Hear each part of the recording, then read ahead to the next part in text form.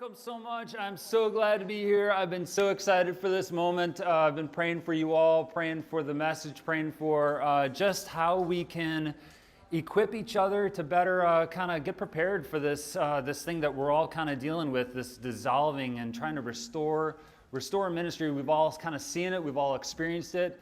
We've all struggled with it, and we've shared our stories with one another. And so, I think let's just kind of go along this hour and 15-minute journey together. Before we do, though, I got to just share with you who I am.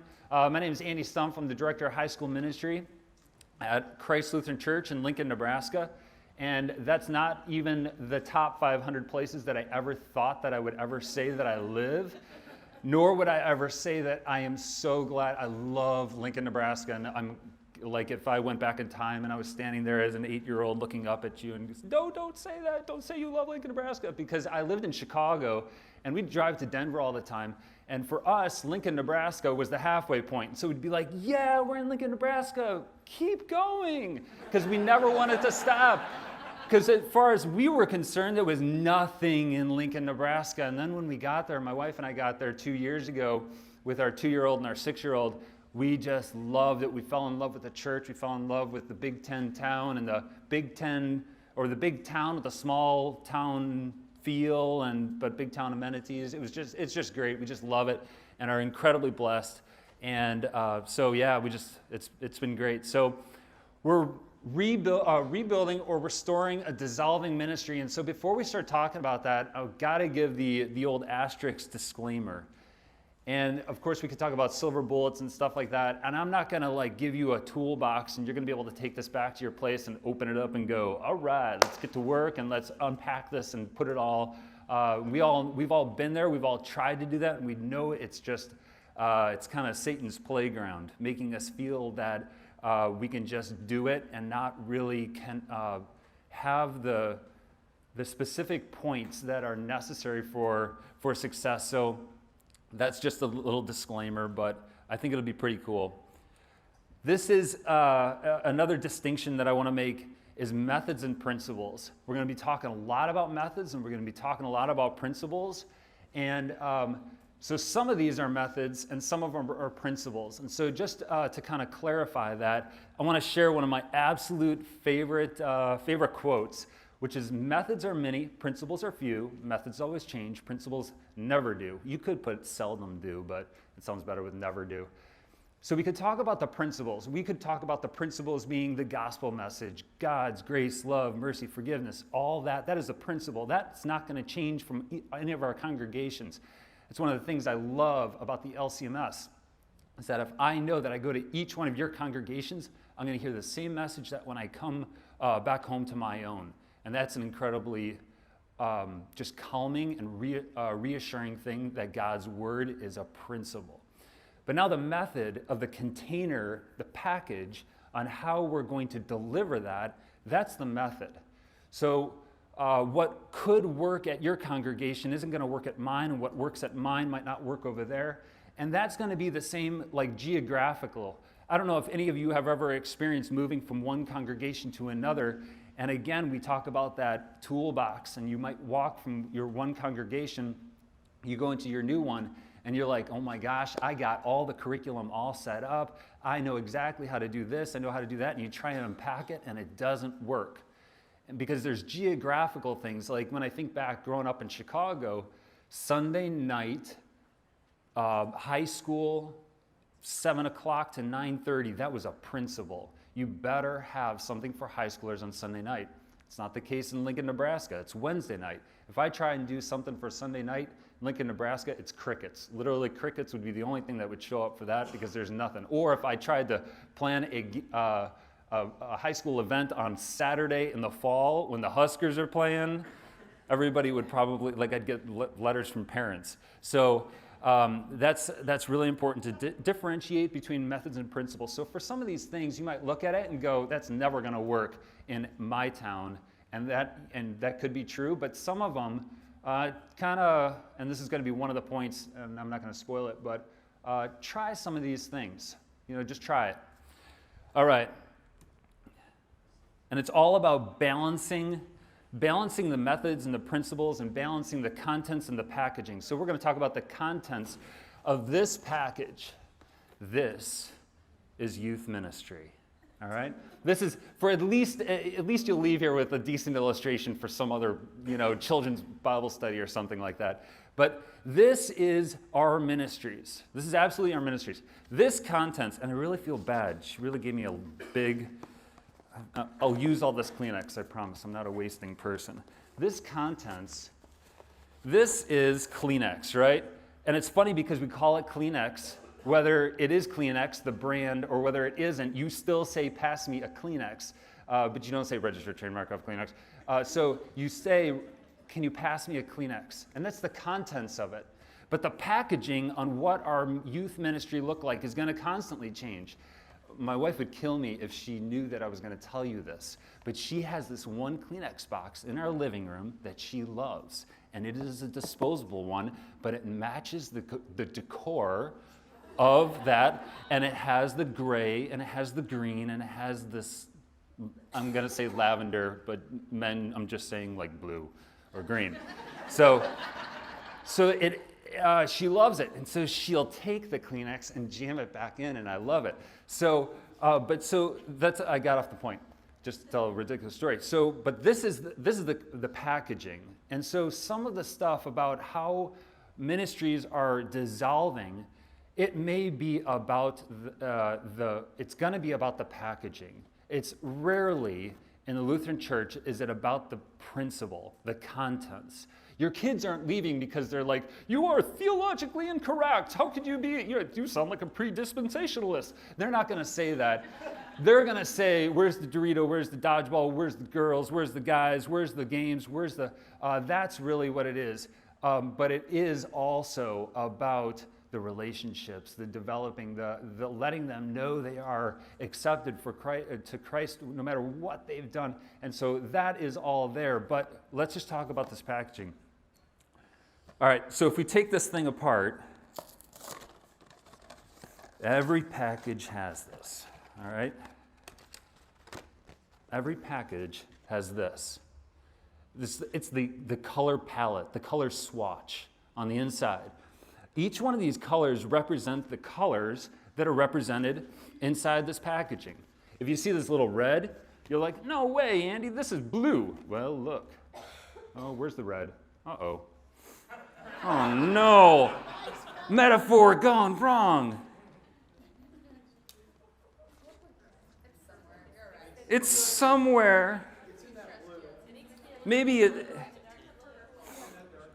it's where? It's a combination?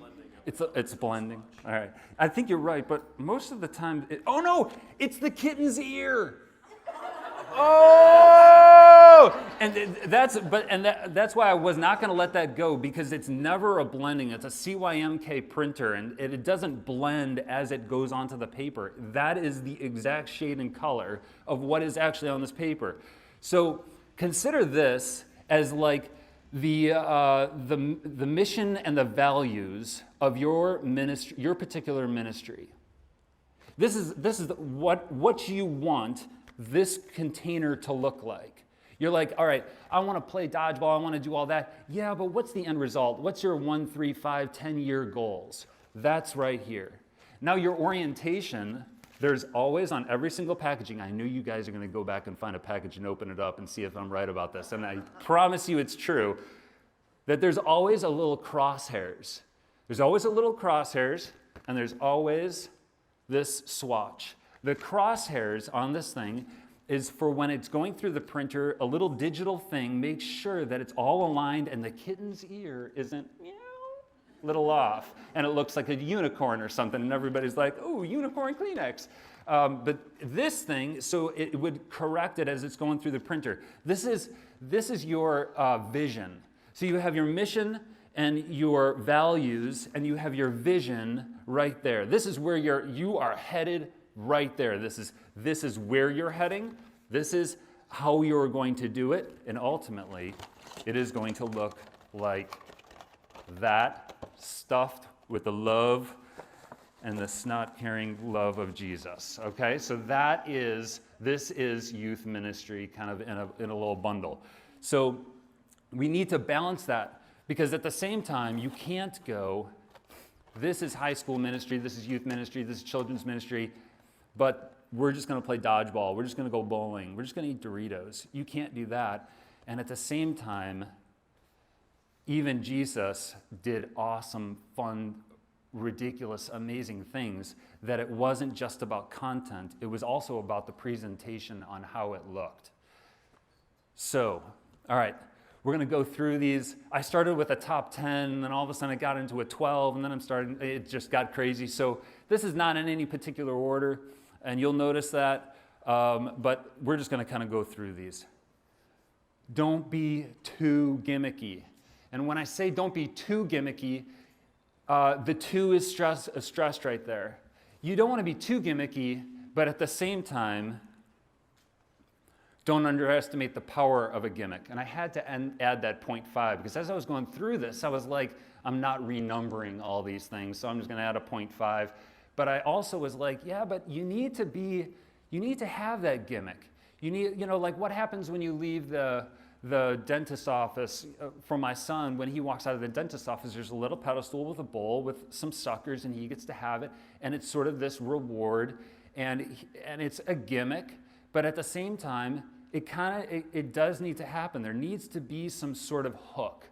One of my favorite ways to design a Bible study, and I wish I remembered who wrote it, and with my luck, it's probably like somebody in this room or something, but it's hook, book, look, took. You write the hook, now let's look at the book, now let's look at ourselves, and now hook, book, look, took. What are you going to take from this? What are you going to move on? And it's just a nice way, really like a easy way to write a Bible study, make sure that everything's balanced, everything's good, and that we don't get too consumed with the hook and the games, and all of a sudden then there's 5 minutes left with the Bible study. So we need to be a little gimmicky, but that shouldn't be the focus. And one other thing is, when we do illustrations and when we do gimmicks, if the gimmick or the hook doesn't come back to the main point, it has to. It can't not. How many of us, like if I ever, think in your head right now, your favorite sermon that you ever heard. It's like a sermon that's so memorable to you. How many of you thought of the illustration but could not actually remember what it actually had anything to do with? Did anybody? There are those sermons where it's like, oh, the pastor did this, or oh, the speaker did this, or like you might go, oh, I remember the Kleenex box, but I don't remember what he was talking about. That hopefully wouldn't be the case. But many times we remember the illustration, but we don't remember the main point. And so if the gimmick doesn't come back to the main point, don't do it. It's just gonna, the dissolve will continue to go. This is more of a personal kind of thing that you need to watch out for. Keep an eye out for spinning your wheels. And when I mean that, how many of us have spent, like you sit down and you're like, all right, it's Saturday night, maybe 8 days before, or maybe the night before, a Sunday morning Bible study that you need to lead, or a Wednesday night, and you're like, all right, I need some sort of game. Pinterest.com. Or you get on Pinterest, and then or YouTube, and you go down the rabbit hole. And 2 hours later, you are like, I don't even know what I just watched, but it was awesome, and it had nothing to do with tomorrow's Bible study. You'll spin your wheels, you'll spend all this time on stuff that ends up doesn't matter. It is Satan's playground. He loves watching you waste your time on time that you need to be focusing your energy on what needs to happen. And so if you have that hook, book, look, took sitting out, like spacing that time out, that's just keep your eyes out. And there's times where I'll be sitting at the computer and I'll be like, whatever, like I love designing and Photoshop and things like that, and I'm in design and I'm like messing around with something, and I'm like, oh my gosh, Satan, you're diabolical. You just made me waste like 45 minutes on something that the kids are gonna go, look, that's cool, and throw it away. And it didn't even matter. So keep an eye out for that. Here's a great one that we've seen in high school ministry that has just totally made me, I don't know, kind of appreciate this, is kids have excuses. They love to give excuses when you talk to them. Hey, I really missed you seeing you there. Well, so I couldn't afford to go.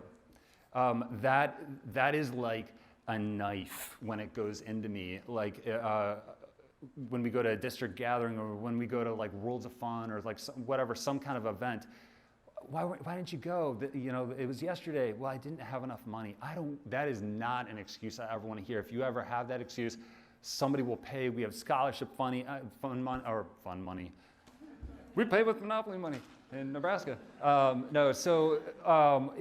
I just never want that to be an excuse. Or I couldn't get up in the morning. We've had adults that have said, I will go pick up these two people because they're on my way through, and the parents don't want to come at 9:30, they want to come at 11. We've had kids that say, I'm hungry. Like I wanted to have lunch or breakfast, whatever. I wanted to have breakfast. I don't want to come that early. We've started making pancakes. So our youth room, you'll see a couple pictures of this later. Our youth room is actually the old basement of the original church. And so I remember when I walked in there for the first time, and it was completely like a World War II bunker, because it was like linoleum floor. It's just like it's like a big storage room. And I walked in, I'm like, oh my gosh, this is the biggest sandbox I've ever seen in my life, because it was like, what can we do with this area? And look, it's got a kitchen. A youth room's got a kitchen, even though it had more mouse poop on it than you can possibly imagine. And just cleaning it all up, getting everybody involved and stuff. And so now we make like over 200 pancakes on a Sunday morning and just crank them out, chocolate chip pancakes. And kids are eating from 9 to 9:30, and it's awesome. And we'll talk more about that because I think it's really important. But eliminate their excuses. Whatever they say, find something that can just make them as comfortable as possible. And that really helps them to invite their friends and bring people along. This is one of our favorite verses at Christ Lutheran Church, because there's there's two types of worship there. For those of you, well, not for those of you, because all of you have been to the mass events last night, the same production team that puts on that, which is Inspire Media, they work specifically with Christ Lutheran. And so it's really cool. It's like Sunday morning, we have room to 11 worship. And so it's pretty cool that it looks like the National Youth Gathering on Sunday morning. No kidding, like the lights and the boom camera and all that. And it's pretty amazing and overwhelming the first couple times you go there. And this is really one of their,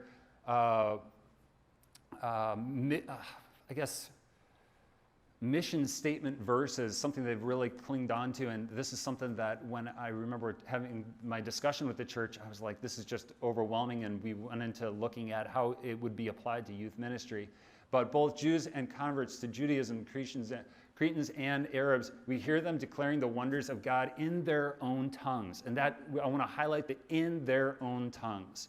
Because it wasn't like, I'm going to tell you how I see youth ministry, but how do you see youth ministry? And then that's how I want to give it to you. So eliminating their excuses, whatever they felt. So speaking to teens in their own language, I'm going to do it, people. To somebody around you, just 3 or 4 people around you, what is that language to your high schoolers where you're at? Talk about that in your groups, just 3 or 4 people around you.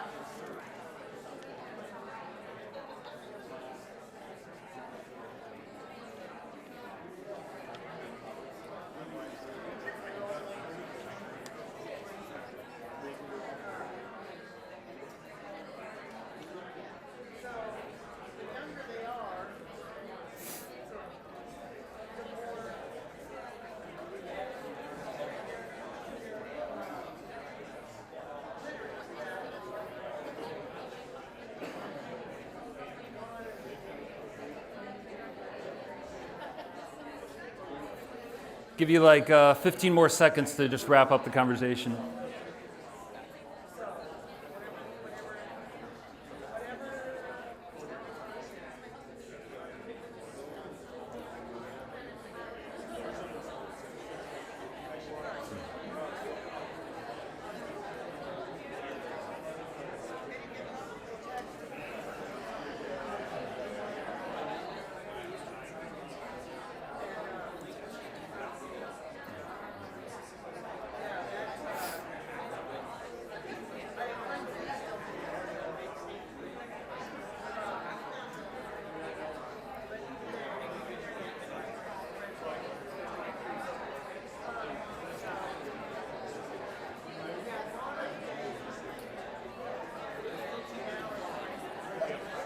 All right. Hopefully you got some good ideas. Hopefully you made some connections and just were able to, share that. Does anybody have anything that they said or heard that is just like an aha moment? Anything? If you're close to the kid's age, where they can see you as someone that they can identify with, Yeah. pretty close to them. But when you're an adult, especially if you've got gray hair, they don't want you to speak their language. Yeah, absolutely. You're not supposed to because it's not cool. Yeah, nobody wants to see a 75-year-old in skinny jeans. Nobody. But they don't want to sit there and tell them whatever the newest, oh, this is so cool that you're not, don't use that word. It's not, we're not using cool anymore. Now Yeah. we're on this, whatever. Yep. Awesome. Good one. But isn't authenticity a type of language that they speak? I mean, they're not, they want you to be kind of honest with them about who you are. I think. Yeah, absolutely. Yeah. I think if legitimately, if a 55-year-old uses Snapchat honestly and legitimately, I think they take to that. Yeah. Oh, yeah. Appreciates it when we text them, or if they're involved in Snapchat, they don't mind. They like when it doesn't matter how old they are, how old our pastor is, or our DCE, or me. They like when we kind of joke around with them, stupid corny jokes, and if we're willing to text and Snapchat, they just latch on to whoever does that stuff with them. For sure. Yeah, like nobody, I think if there was a 60-year-old person, whatever, 40, 60, whatever, it doesn't matter, walking down, not to classify those two at the same, 40, so like if you were walking down and you were playing Pokemon, they wouldn't go like, delete that app right now. Like they wouldn't like flip out, but they'd actually be like, oh, that's pretty cool. They're wasting time like us. That was so judgmental, I'm so sorry. But I'm in good, whatever, yeah. So for me, it's building the relationship, and then the language doesn't matter. Yeah, for sure. My students find it hysterical with my efforts at Snapchat. They think it's the funniest thing. Yep, absolutely. Cool. Any other ones? Yes. I let my kids teach me those things, and that ties into relationship building, but let them teach me their language, and it's huge. This is awesome. It's affirming to me that you are, spoiler alert to my next couple slides. It's awesome. It's good. We're all on the same page. All right, so a couple other examples that I wanted to share was like, so we got one of those big glass coolers that kids can come up just like whatever, 7-Eleven, grab what they wanted to drink, and then come up to the cafe and pay for it. And initially we were doing just kind of like juice and healthy stuff, and then all of a sudden I bought a couple pallets of Red Bull and threw some Monsters in there, and it was like, there is some people who would go like, no, that's unhealthy, that's like, whatever. But at the same time, that's something that they wanted, that's something that we just kind of said, hey, like we're gonna monitor it and stuff, but it was kind of in their own language. Another example was cell phones. We could fight it. And so I started making a tally list of every time, and I'm doing it right now, that cell phones are mentioned at the gathering. This is by far the most I've ever heard about cell phone references, even last night's mass event alone. 3 years ago, 6 years ago, I don't remember hearing a whole lot about it, it's a little social media here and there, but this morning's Bible study. It's part of our culture, and we have to identify it. And so what we've just done is installed cell phone chargers at the cafe booths that are in the youth room, because it's like on Wednesday night when they get there, if we're going to do a Goose Chase, if you don't know about goosechase.com, it's awesome. One of the coolest resources, totally free. It's really cool. It's like a scavenger hunt on your phone, but except you're not. It's totally a millennial thing, because it's not a get from point A to B to C to D, that kind of scavenger hunt, but it's a scavenger hunt of experiences. So you have to like go give a high five to a cop or something like that, and that one's worth 200 points. Go throw a nickel in a fountain, that's like whatever, only like 50 points. But as you're doing it, you take a picture or a video, you post it, and then you see in real time the leaderboards of who's winning. It's really cool. So we were playing that a bunch of time on Wednesday nights, but realizing that at the end of the day, because kids were, Snapchat and everything, their phone battery was nothing, and then kids didn't have their phone, and then there's like a safety issue with parents, and so we were like, plug your phones in while we do Bible study, and then you don't have your phone on you. We'll go do over here and do Bible study, and you could plug your phone in over here, and when we come back, then the game will be ready and it'll be cool. It's a win-win. Probably more of a win for Jesus than for us or them.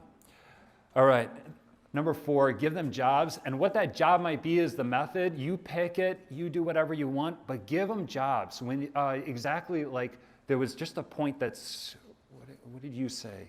Have them teach me. Yeah, have them teach you. They want responsibility. We've seen it so many times over and over again that we've seen it in us when we say, like they ask to do something, and in our head we go, no, because either my outcome, I want it to be at this level of quality, and I think that you're only going to produce this level, and so it'd probably just be easier if I have a 6-year-old now, and many of you have experienced this in different ways.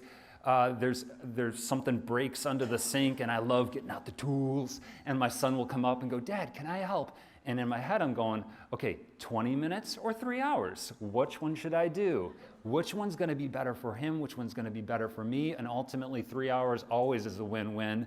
And when I have the time to do something like that, obviously sometimes I fall short and go 20 minutes. So, but give them the jobs. And so the other thing might be to say, hey, could you guys be responsible for prayer? Assign them in confirmation. For a confirmation, our confirmation goes 7th, 8th, and then 2.5 months in 9th. So we kind of get them pushing into 9th grade. And so in 9th grade, there's groups that are responsible for prayer at the beginning and are responsible at night. And time again, we've seen it, that we're batting 1,000 in each of those small groups when it's their responsibility for the prayer, for the skit, for the reading. If they have a job, they're there. If they don't, they're not there, because there's no reason to step up to the plate and show what they can do. So give them the jobs. Find out what the method is. Find your adult leader incubator. Maybe some of you have been incubatized, hatched. That's weird. Maybe some of you, as I talk about this, it might sound familiar. For us, it's making pancakes. That's our incubator. If I walk up to somebody and say, and they're talking with me and talking about high school ministry, and I remember high school ministry, it was so great, we were a part of a small group, and I love my small group leader, and I love being a part of Bible studies. In your head, you're going, you want to be a small group leader. You want to be like, I got to invite this person to be a small group leader, and they might just not be ready to take that invitation. And I might not be ready to say, hey, because I don't really know you a whole lot as well as I should to empower you to that. Can I sign you up? Can I give you an invitation to be part of our cafe team? Awesome. They start to, and especially for those who are really a little apprehensive about working and connecting with high schoolers, the cafe, there's this 4-foot buffer of counter that they get to be behind. Many of us have seen people who work with kids, not face to face, but Could be a ministry where they're the guy behind the guy behind the guy. They're working in the behind the scenes, but they have passion for high school ministry, but they don't want to be the face-to-face person.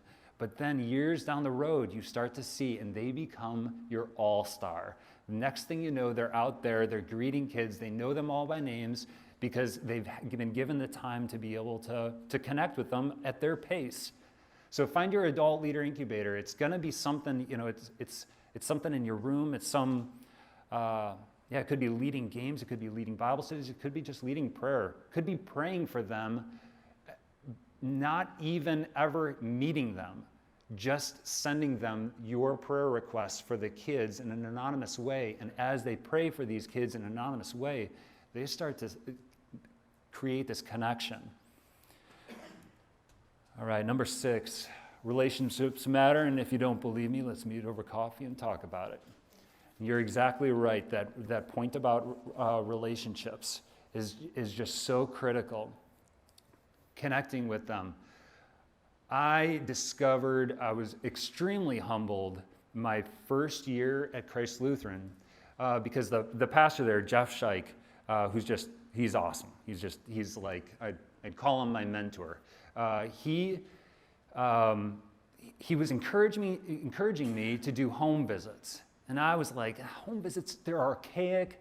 It's like something like Lutheran 4th grade teachers do. That's not something that I want to do. I don't want to get into that. I was really apprehensive about it. I didn't do it the first year, and we still had a decent connection. The second year, I went out on a mission trip, and I asked a couple people on staff, hey, could you call while I'm out? They're like the admin assistants, and I was like, hey, can you call and create like a volunteer sign up and create a calendar and see if we get any nibbles. I came back after a week and I had 42 home visits, and I was like in 2 weeks, and I didn't see my family. I don't even think I ate. I was 300 pounds before that. So I went to all these home visits, and it was like, I remember the first one. If I don't know how many of you have ever done home visits, but the first one is at least for me, it was nerve-wracking. I didn't know what to say. Am I pitching high school ministry, or am I listening to what they're doing? And it was just you get to share with the parents, hey, I want to partner alongside you. Can I pray with you right now? Like, what's going on in your lives? What's going on with your family? Like the high schooler, hey, you're about to get hit by the fire hose of information and schedule. Your world is about ready to blow up, and you don't even know it. It's pretty amazing. So those relationships, taking time, because we can't just sit in the youth room and go, when are they coming? Obviously, you know that. But going out and scheduling some time with them, doing stuff. I remember one call that I had down in Florida. It was fun because I would just, one of the ministries, I was not just high school ministry, I was, from 0 to 80. And so it was fun to walk into the room with all the ladies sewing and sit down and who said, teach me, right? It was fun because I was like, teach me. Oh my gosh, they would be so happy because I sewed my backpack this afternoon. And I didn't even, anyway. So it was just really fun. I had the confidence to know what I was doing from that thing so many years ago. So yeah, relationships matter. And I think you know this, but it's good to be reminded that you can't do this alone. Many of you feel like you can't do this alone. And if you feel like you can't do this alone, you can't do it alone, I promise you. Parents, college kids, just be with, partner with somebody. It's really fun. I mean, we all have experienced when somebody walks up to us and says, I have all these ideas for your ministry. And then you're like, help me. And they go, no. I'm just the idea guy. Yeah. Yeah, we've all experienced that, and we've all been like, yeah. but you had all these ideas, you have the passion. Yeah. So how can we get in a dialogue with that person? And it might just be that they just don't have the confidence. It might be that they don't have the confidence. They might have all the excuses. Eliminate their excuses. Just invite them to come along. Hey, what if you came along and this would be a kind of an open heart surgery for you and I to say this, but to say, what if you came along with me while I did some of the ideas that you were going to do, and then you gave me some feedback while I did it? And that could be very humbling for us, but it could be incredibly, as they begin to critique it, and, well, how would you have done it? Well, I would have done it that way. Well, what if we split it up? What if you kind of did what if you did the beginning and then I'll fall in behind and you wingman it? Goose and Maverick. So I know you were all thinking it. Never leave your wingman.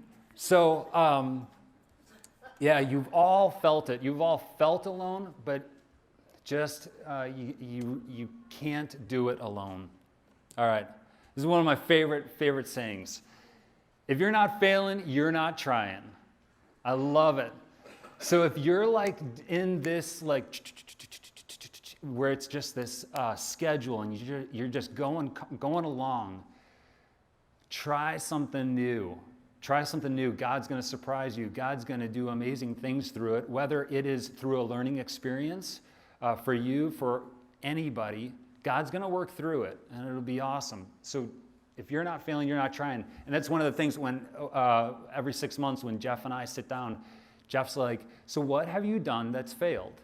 And I remember the first time he asked me, I was like, why would I tell you?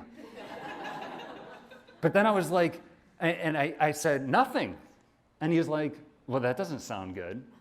And I remember thinking what? Wait a minute, you're supposed to say yeah, you did it all right, you batted 1,000. But he was like, no, if you didn't fail, you weren't really pushing out and trying to discover some new territory. Are you just riding the coattails of somebody else, or are you just trying to open up that toolbox? So yeah, if you're not failing, you're not trying. And this is something that we just kind of talked about, but meeting them on their own turf. I love just dropping in on the basketball games, the track meets. I remember a couple. This was last fall. It was cross country, and one of the girls was running around the corner, and I'm like, and she just did this total double take, like it was a whole, she'd been running so long, she's hallucinating of her high school guy. And it was just good surprise. And at the end, it was that was odd, just high fives. And she felt, and it totally changed. And all of a sudden, what's really cool is that they go, you just invested with me. I think it pays tenfold. For every one time you show up on their event, it's all of a sudden they start coming. And I'm not going to say that's a blanket rule, obviously, but all of a sudden they go, you cared, I'm going to come. And I'm not going to come because my parents told me I had to come. I'm all of a sudden going to come because you came and you want to be around me. Well, I want to be around you too. It'd be cool. I am going way too fast through these slides. All right. Environment is so important. And this is again modeled after Room 211. They describe their ministry as multi-sensory. And it was fun to talk to them about this while we did it. And it was fun to kind of emulate it in a certain way, be inspired by it, because it works. And I think it is a geographical thing. And I think it has its pitfalls. But at the same time, because you really have to ride the line between a missional and attractional. Missional in the sense of one-on-one ministry, but then also attractional. People need to feel like that it's interesting. If I just sat here and talked in a monotone voice, which I almost have, in a chair and just spoke to you without moving, and it doesn't matter the content that I'm giving you, the packaging isn't interesting. And so you ride the line between entertainment but content, and I think they do a great job of it. But multi-sensory is the content. It's the lights. It's even when you walk in, you smell chocolate chip cookies because the idea was that it smelled like home. And so they make chocolate chip cookies there, and they have donuts because we're Lutheran and we have to have donuts and coffee and stuff. But they also have chocolate chip cookies. And so it's very interesting. And so what's been really fun, and it was a total God incidence that this happened. We didn't plan it, but we were like, hey, let's make pancakes. All right, we're making pancakes. And then somebody brought a bag of chocolate chips and was like, oh, let's make chocolate chip pancakes and regular pancakes. Cool, let's make pancakes. And then all of a sudden, it was chocolate chip pancake smell that was wafting down the halls. And it was a hallway that a lot of adults go down on their way to the adult area. And so they're like peeking in and looking around, and it was the smell of it. And some of them were like, what are you guys making here? It smells really good. It's like multi-sensory, so the smell, the lights, we have some fun with like LED lights and things like that. It's just stuff to make them feel comfortable and make them feel like it's exciting. All right. Oh, this is a fun little picture of it. All right, so this is the room that I walked into, and it was sort of depressing because I wish I had like a laser thing. Imagine where I'm pointing. So it's like the chair. I'm going to get like clotheslined if I jump off this thing. So there's the chair to the right that's facing that way, okay? Yeah, forget about it. Never mind. That's the chair that I was sitting in March, and then what was funny was that when I came back 4 months later, I walked in and the chairs were the exact same spot. And I remember thinking, and that was for my second visit, and I remember thinking, these chairs should have moved.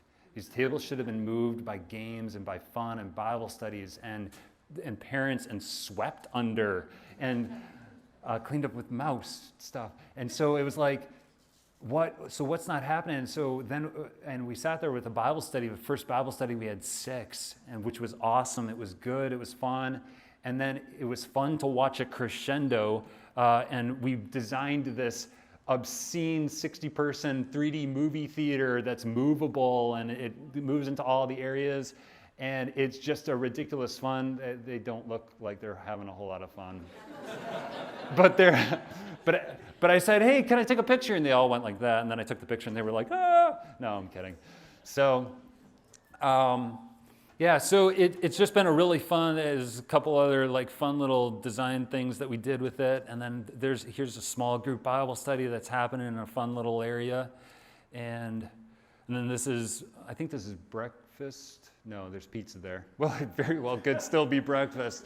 And that's like a little cafe area. And it's pretty fun.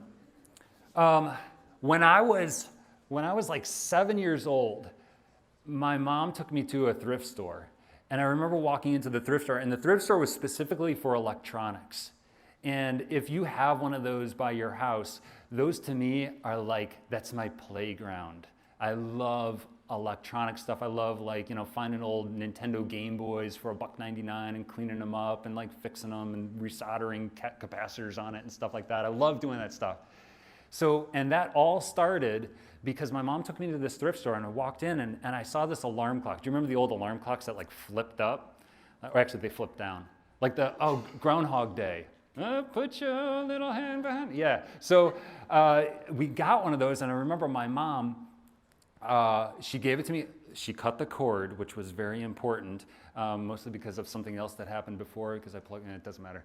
So I unscrewed it all, I took it all apart, and I loved taking things apart. It was so much fun to take all and discover that those little flip things could create a diabolical mess all over the floor. And it was fun to see what were they made of? Were they paper? And they're metal, by the way. And then it was fun to like take apart the capacitors and pull stuff off. But I couldn't ever put stuff back together again. I never could get it back together again, especially the ones with the little flip things. And I remember taking apart a microwave one time, and I couldn't put it back together again. And I remember taking all these things apart, and it just eventually you just picked it up and you threw it in the garbage. And then when we had Ethan, my 6-year-old, about 2 years ago, he came up to me and he had this like remote control toy with it's like a RC car that tilts back and has a wheel on the back and just drives. And so it broke, and there was something that was wrong with the electronics, and you put the battery in and only like the LED light went on, but the motor didn't go on. And he was like, Dad, can you fix this? And I was like, oh my gosh, I don't know if I can fix it. I only know how to take it apart. And I remember like starting to take the thing apart and going, I've committed to this. I'm committing to this while I take it apart, and now I'm gonna have to put it back together because my son is standing there going like that while I'm trying to put this thing back together, praying that there's also maybe a second car at a thrift store I could buy that if this thing goes wrong. And we got it to work, and it was incredible. It was fun to watch his face and everything. When we look at your high school ministry, and just as my high school ministry has, we've experienced, I've been at churches where we've experienced this dissolving nature where everybody is going and we don't know where they're all going, and you're left with all these questions. There's almost this point where you got to start taking things apart, and you got to start figuring out, and many of us have theories about why, and it might be a full-blown, it might be the state of the city that you're in or something, or it might be some personnel, let's just say at the church, or it might be a very antagonistic youth worker that's along with it. There might be something that's very toxic. And there's a moment where while you're taking things apart, you're going to have to come to realization that there's something in there that either needs to be removed and fixed and resoldered. And maybe there's some really, really tough conversations that have to happen. But that is going to be a step. It's a come to Jesus moment that you can't get around. So, and we probably all had those. Those are really, really difficult. Number 11, pray. Don't underestimate the time for prayer. I'm going to butcher Martin Luther's quote, and you better Lutherans than me can say it better than, but it's something about like, the day was so busy, I spent the first 4 hours in prayer. Did I bat at least like 600 on that? It was close. Close. What is the actual quote? So busy, I have to spend an extra couple hours in prayer. There we go. Awesome. Yeah, it is that moment where like when you want to get down to work, do you think the first thing I need to do to get to work is to check my email? The first thing I need to do to get to work is to look through that Bible study. No, the first thing you need to do to get to work is to pray. Take that time. Just slow down and start that moment off just by listening to God, sharing with God. All right, number 10 or 12. Build trust through participation. Here are just 3 examples. Please don't cancel events. Don't cancel events. You might expect 12 kids to show up and 1 kid shows up and you go, forget it. Let's just cancel it. Let's not do it. Now, I know that there might be some legal and some safety reasons. If it's a guy, high school leader, who only a girl shows up and you're going to Great America together, that might be kind of like a reason to quick call up somebody, or you should also have a male and female leader. I'm telling you stuff that you already know, I know, but there shouldn't be a good reason why you cancel an event, because all you're doing is you're fostering and giving the license to say that, if you showed up, the event, it wasn't worth for you and I to participate in this. You're putting the emphasis on those who didn't come, and you're not putting the emphasis on those who did come. Reward those that come. Because all that will happen is the people who do come then go, well, why would I go? Because if I'm the only one again, I'm not going to go. And then stuff starts declining, and then the dissolving starts happening even more. Talk about the kids that are there and not the kids that aren't. Drives me nuts if we sit down, and as soon as if a couple friends go, well, I thought Kim was going to come. Yeah, I know, but Libby was supposed to come too. Just end it. Try and figure out a way out of that conversation Because what happens is kids, especially as leaders, if we go, hey, Kim was supposed to come. I thought she was supposed to come, and no, she wasn't. She's got this and that, and we just start talking about the kids who weren't there. Kids now who came to the event, now what they're listening is, in order for Andy to talk about me, I shouldn't be here. Talk about the kids who are. Don't talk about the kids who aren't there until the event starts. And once the event starts, only talk about the kids that are there. And then communicate until you're blue in the face. What I've discovered is when you are blue in the face and you are just like, oh my gosh, how can you not get it by now? It's like they're just getting it. They're just starting to understand. So like when I'm talking about like the mission, vision, values of confirmation ministry, of like what's going to happen in the fall, it could be parents, it could be kids, it could be lay leaders, it could be anything. It could be pastors, it could be anything. I mean, so many of these people have, especially those who are responsible for or in our church, they have so much going on, and it's pretty pompous of us to go, how can you not remember that we played dodgeball last night? That's in its own self, but when you are just exhausted, and you can't even imagine, you've said everything 3 times, 3 different ways, they are just starting to get it, and that's pretty cool. One other little point that I would put on there is that if you happen, be sensitive to your pastor's time. Here's a little thing that I have discovered, and this is being recorded, so I should kind of like take the mic off. Be sensitive to your pastor's time, and what I mean by that is if you're walking by, there's the 3-minute conversation, and there's the 30-minute conversation. There's the 3-minute and the 30-minute conversation. Identify what your pastor wants to hear. Do they want to hear the 3-minute conversation, or do they want to hear the 30-minute conversation? If they're just standing making coffee, they want the maybe 30-second conversation. And don't take it like, well, they don't care about my ministry and stuff. Just be courteous to that, because what I've discovered is it pays tenfold back. If you give them just the 30-second conversations, they will then they really want to hear the 30-minute conversation when it comes down to it. So just identify where and what they need to hear, and then just, I guess, be respectful to that time. It's pretty cool. It helps to develop the relationship and mutual respect. All right, 13. Give them reasons to be proud of their ministry. And this is going back again to the packaging, but I still think it's important. Some of us get caught up in branding and design and layouts of whatever our permission slips, even about what they look like and the color scheme, and that is important. It has its place, but just like I said before, balance the contents in the package. But what I've discovered is they have pride in 2 things. They have pride in the relationships that happen and the connections that are being made, but then they also have pride in the t-shirts that you give them and the fun stuff and the design and the packaging. They can have that. It's toxic when they only have pride in just the packaging. I don't know if I've ever seen a youth ministry that only has pride in just the relationship. I guess that's possible. I don't know. I mean, but they still have pride in the packaging too.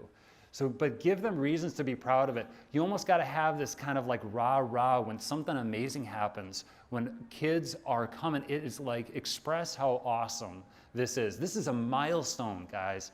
This is a milestone that just happened. Not just because of how many that happened, but the conversation that we just had.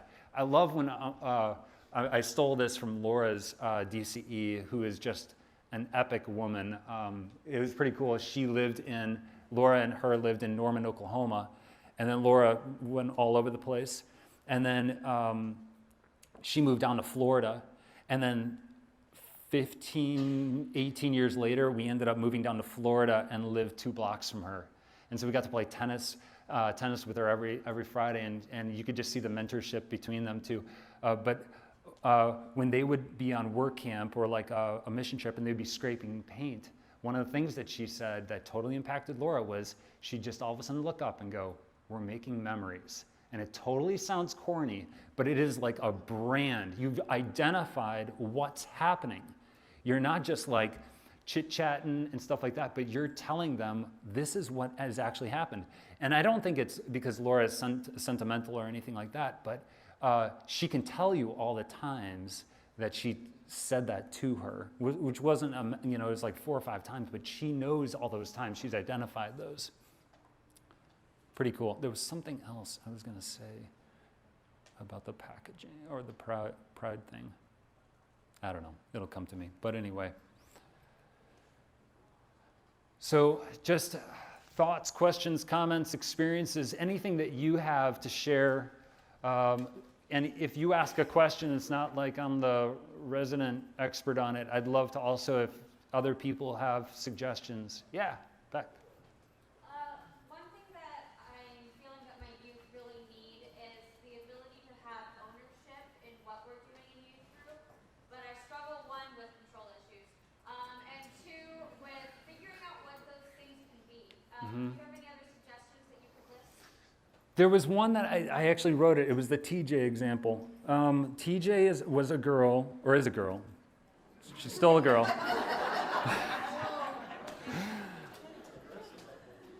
TJ is a girl who didn't come to high school ministry a whole lot. And all of a sudden she popped in, and you can kind of see her kind of making this face, kind of like, I don't really want to be here, but my friend was here, and kind of thing.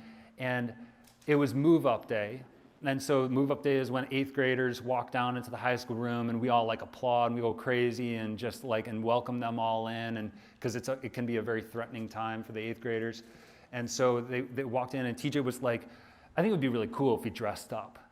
And in my head, that has never been part of my vision for, like, all of a sudden it's like a Mardi Gras, move-up day. And I was like, method, principle. Will the principle still be accomplished by move-up day? Yes. Is the method that I wanted to happen, is that interchangeable? Can it be whatever? And I was just like, TJ, that's an awesome idea. How about, could you come, and this was Wednesday night, we were planning for Sunday. Hey, could you come and be responsible for the costume closet and handing out and then making sure that all the stuff gets put back? And could you do that and like get 2 of your friends to be wingman? I don't know, I'm going to be really busy. Well, TJ, if you don't come, that thing is not going to happen. And it was so funny because I'm like, TJ, you are diabolical because you're making me sell an idea I didn't even really want to do in the first place. You need to be selling cars.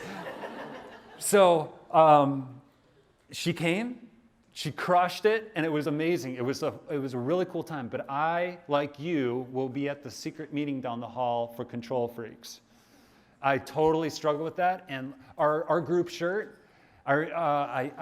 we have shirts for each day. Like today is their high school shirt, and the adult leaders, we don't have high school shirts, so we were wearing Superman shirts. And so tomorrow is our group shirt. And I was like, one of the adult leaders said, hey, how about a couple of our kids design a shirt? And I'm like, okay. Like, because I love design, and I'm like, I want to be a part of that discussion. And I feel like we're gonna end up wearing like kilts with like, the squeeze, whatever it's gonna look like. I'm like, all right, it sounds good. And they hit it out of the park. Now, those are 2 examples.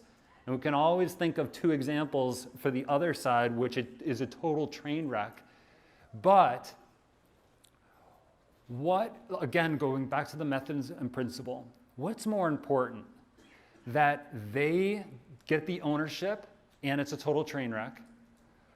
It's almost like the C.S. Lewis discussion of like, is there a God? Or isn't there a God? Well, what if I believe there is a God and there isn't a God? Well, then at least I lived a good life. What if that kind of discussion. So think of it as like a, praxis kind of thing. So you could either give them ownership and have it go a total train wreck. That's a win. It's a loss for me. No, I'm kidding. It's like frustrating for me, but they win. It's awesome. Or it could go awesome and they gained ownership. Win, win. Or, so almost think of it as win-wins, but it all comes down to methods and principles. If the principles aren't being jeopardized, I don't know. Any other questions, suggestions, comments? Yeah. We are in a very rural area, and I'm youth leader, but I'm also the president of our Sunday school board. And so we have a large high school youth, and then we have our itsy bitsies at our preschools just booming. And obviously the preschool attendance is awesome because the parents are bringing them. But my high school attendance, I try to do everything possible that I feel, as in having times. Like, we still have, I stopped calling them their Sunday school time, like in the mornings before church. I've called it now just youth group. Yep. There's been a ton of kids go in, I feed them still, I cook every Sunday and try to get them there.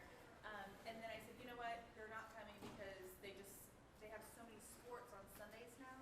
Yep. And so I said, okay, we're gonna do every Wednesday, and I'm just gonna do it. And so I still feed them, they still try to come, but there's still those excuses. And I feel like, should I just go and meet every individual parent and be like, I'm here for your kid, like just like you said before, on one of your pieces, and be like, this is what I'm trying to do, can you start to help me? Because I really feel it's like the kids want to go, but it's their parents that are even putting them in more sports on Wednesdays now too, and I can't, I just feel like I can't get that whole group together ever. Yeah, it's tough when it's like when the parents have paid into it and committed to the schedule and things like that, and that might be a long-term investment because you might have just lost out on that that sports calendar year. But so like eliminating their excuses isn't just the kids' excuses, it's also the parents' excuse. And so if they don't feel involved, it's almost like how do you get kids into your high school ministry? Get the guys. Get the dudes into the room. I used to always think it was get the girls in to lure the dudes in. That's not right. The girls will come. Like it is like, it's almost like a 2-to-1, 3-to-1 ratio. It might actually be for that even for NYG. It's almost always, it's almost always 3 girls to one guy. But like if you are seeking the guys out, it's just amazing how all of a sudden the numbers go up. But that being aside, if the parents don't feel like they have ownership, it's almost like the same conversation of ownership, like if you did those home visits, hey, what are some talents, what are some gifts that you have that can bless high school ministry? What are some ways that, hey, I need your help? And sometimes just like going, like partner alongside me because I want to partner alongside you when, stuff goes down. And that's the other really fun conversation, not a fun conversation, but to have with parents. And parents, this is a pretty good one. That when you talk to parents and freshmen that are freshman year, you'll say there are 2 types of parents. There's parents that are at the end of the 4 years, they are so glad that they were a part of high school ministry. And then there's other parents that were like, I just wish my kid would have continued to be a part of high school ministry. There are no other discussions. It's really those 2. And so right now, what we're trying to do is to prevent you to be a part of the latter discussion. We want you to be a part of, we are so glad. And so bringing those parents alongside and saying, but I need your help in order to get to that point where we're so glad. And then it's a win-win because the kids see the parents being a part of high school ministry, and then it's a cyclical process. Think of how many of you got to see your parents be a leader in the church, serve in the church. That's an incredibly powerful thing for someone younger to look at that and be inspired by it and to know that, that's what I want to do. That's how my parents did it. And it's, I don't know, but again, there's like no silver bullet, there's no toolbox. So, yeah. Our church also has a school that's attached to it, and I've been a part of other churches that have also had that. And I feel like it's a real struggle sometimes. The kids that go to the school have such a tight relationship, and then the kids that don't go to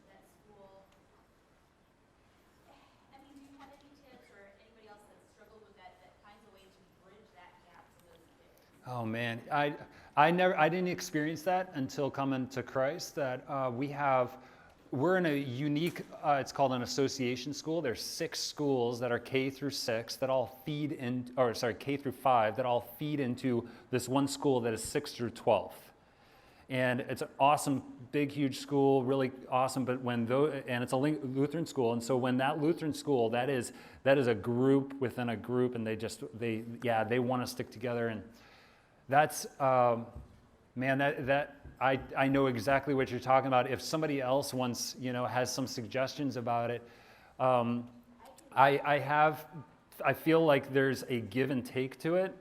Just one thing is like, so the way that we did NYG groups is we have family groups, but then there's hotel groups, and the hotel groups is the comfort groups. Those are the groups we want you to be with the people who, but then the family groups, it's like 1 senior, 2 juniors, and 3 freshmen in each of the groups. And it's just, we don't care what high school you went to, but except it all got broken up. And I think just today they're starting to catch a gear. So, man, I feel like that, if anything, that's like a pray thing. What, I was just going to say, we had that with one of the girls in our youth group. She was kind of quiet, and all the kids that were in our youth group had been together for 4 or 5 years in different schools and whatnot. And I found some of our girls that were more open and weren't so cliquey. And I got with those 2 or 3 girls, I'm like, hey, can you just try to include her in a few more things, have some more conversations with her, ask her things. She likes horses, you like horses. Mm-hmm. And that's kind of how we got the ball rolling, so she didn't feel so uncomfortable. I found the kids that I knew could relate to her. Yeah, small groups have also helped in that. So our church doesn't have small groups. And, there's either church with small groups or a church of small groups.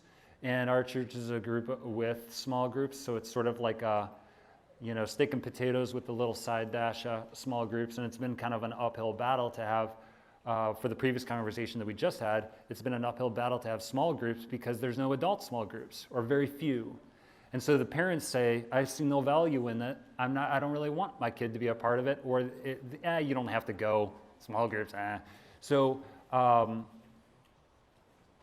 man, the point that I had was so profound, I forgot it.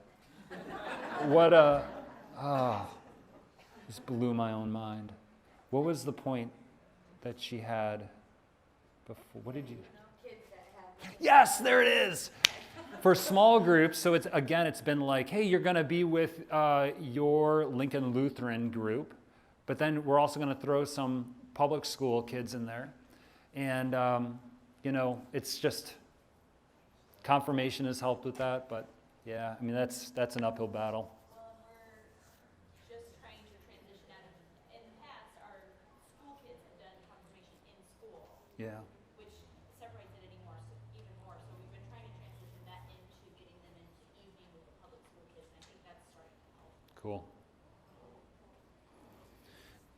Any other? Oh, hey, really quick, before you leave, there's feedback. What's it called? Evaluation. I felt like it went decent enough that I can mention it. So, and then there's also, hey, I have all those suckers who left before the conversation was over. They don't even get the prayers. All right, so I have, who likes to incorporate technology or is good with technology with youth ministry? Got one. There we go. I got these 2. Here you go. Can I give you these? Yes? All right. No? This is an awesome company called Crowd Control Games. So cool. It's really cool. Those are 2 coupon codes for free. Those 2 the games are free. And then our awesome Yav, Sarah. Awesome. Yeah, Sarah, she's got 20% off codes. I emailed them and I said, hey, can you give me something to give my adult leaders, encourage them because they're awesome? Or not my adult leaders, you guys. And so they gave you a coupon code for 20% off. They have a really cool free app. I still got you for 5 more minutes. They have a really cool free app that is called Pokemon. And they have I really appreciate this about them, is that they're like Paul, where it's like, hey, to a Gentile will be a Gentile, to the Jews I will be the Jews, kind of that kind of thing. And so it's almost like that's the same thing that we need to be, is that as far as Pokemon Go goes, or Pokemon goes, I would recommend doing it. And here's why, is to be a part of at least be a part of the conversation. Do it for 30 seconds or 30 minutes and then just delete it. But at least you're competent to have the conversation when they start talking to you about it. And I know that there is a sense of whim and the naivety, and they think it's hysterical making fun of you about it. I'm not saying all of a sudden like go in Wikipedia and become an expert so you can like school them on it. But that wouldn't go over well by them. But like, just to the point, hey, teach me how to do this. I really want to figure out how to do this. And it's really cool. So Pokemon, what they've done is if you use a TV screen, you can actually interact with a Pokemon on the screen, and it's free. It's really cool. There's another conversation with Pokemon that because they're inside your church, which is really freaky. Yeah, they're inside your church. There was like 150 of them inside our church. And so people are coming into your church to try and find them because they want to just, like there's some rare ones, and a rare one could be inside your church. Set up, have a greeter there, ready to greet them when they walk in. Have cookies out, have juice out, have some ministry pamphlets about what's happening in your ministries. And if there's a greeter that also wants to take them around, or like, just have a day where it's like, come discover our church and our Pokemon. I don't know. Don't use that. That was awful. You should pay me forget it. So that's it. Let me pray for us and you. Father God, we just thank and praise your name. You're overwhelming us with information this week, with experiences, and especially your grace, mercy, love, and forgiveness. And we love you. Father, I just pray that you continue to bless these lay leaders, these professional leaders, God, these leaders that just love youth. I just pray that you continue to give them patience, give them your love, and give them just the patience that surpasses all understanding. And I just pray that you also give them endurance and encouragement that only your Holy Spirit can give. So, Father, bless us and continue to allow us to have an amazing rest of the National Youth Gathering. And we just pray this all in your Son's name, power of Spirit. Amen. Thank you.